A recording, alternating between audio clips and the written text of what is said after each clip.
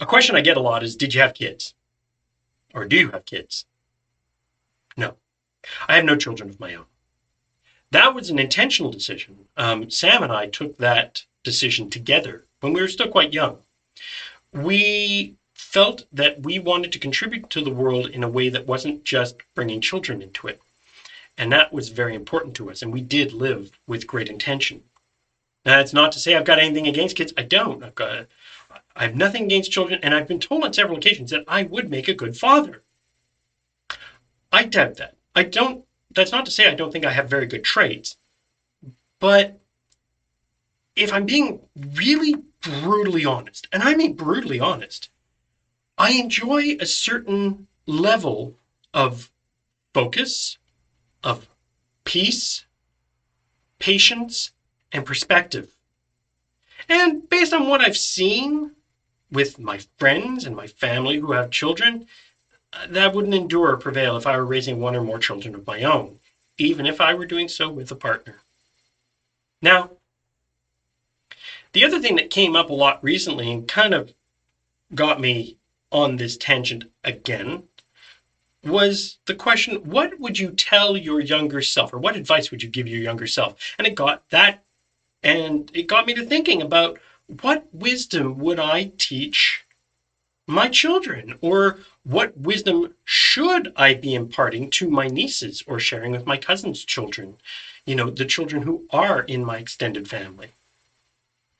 And I had to give the problem a lot of thought. I really did. I mulled this a lot, and there's a lot that came up. I mean, look, I've been, live with intention and all of this. I've got the house rules and all of that.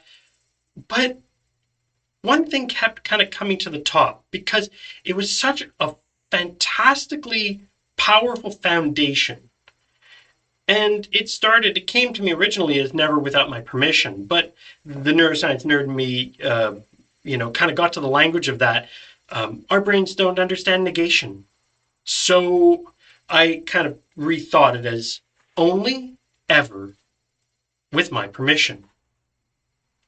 Now, why that? Only ever with my permission.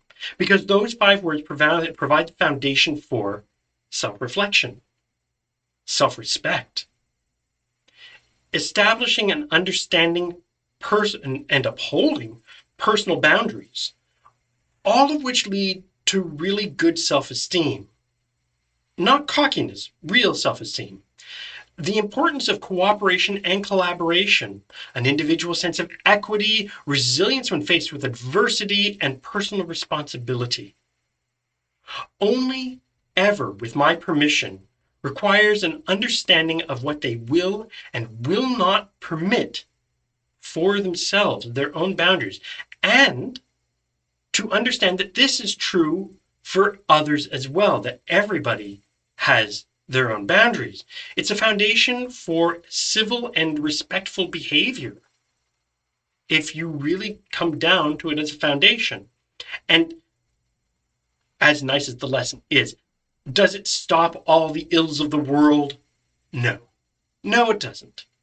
But what it does do, because circumstances will overstep our boundaries, people will overstep our boundaries, bad things happen.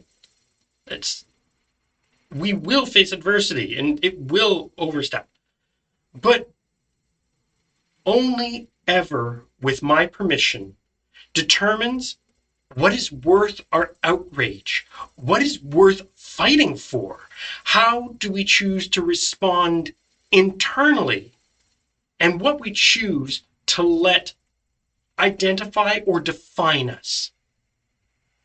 Whether it's the schoolyard bully, the disaster that took your home, a family member, a friend, a life-altering decision, which may not have been yours, or a diagnosis that changed the course of your life.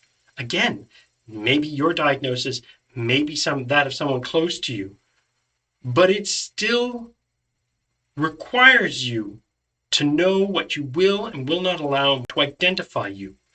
Now, especially we who've lost, how do we identify ourselves? What are you permitting?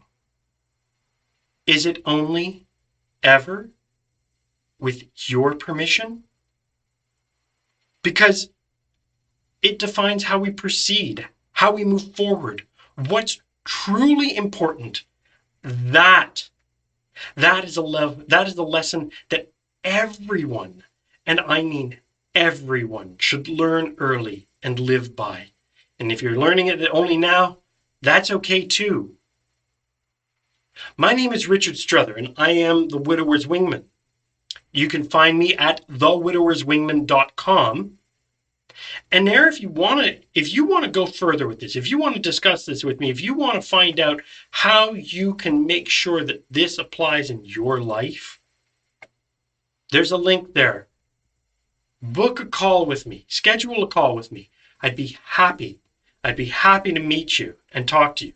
It'll save 45 minutes. If we need more time, we'll take more time. This is about doing it right, not about just doing it. So, thank you for watching. Like and subscribe if you want.